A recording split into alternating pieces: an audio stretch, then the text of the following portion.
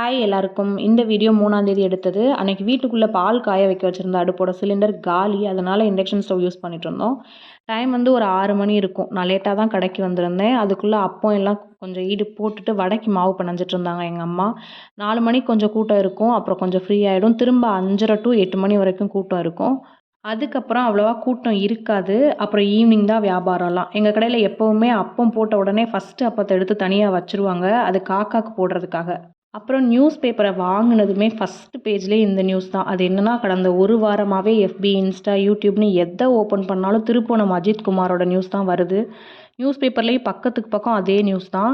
திருப்புவனம் வேற எங்கள் ஊரை தாண்டி தான் போகணுமா, பக்கத்து ஊருங்கிறதுனால என்னவோ இந்த நியூஸோட இம்பேக்ட் அதிகமாக இருக்குது. அதை தாண்டி வெளியே வரவே முடியலை.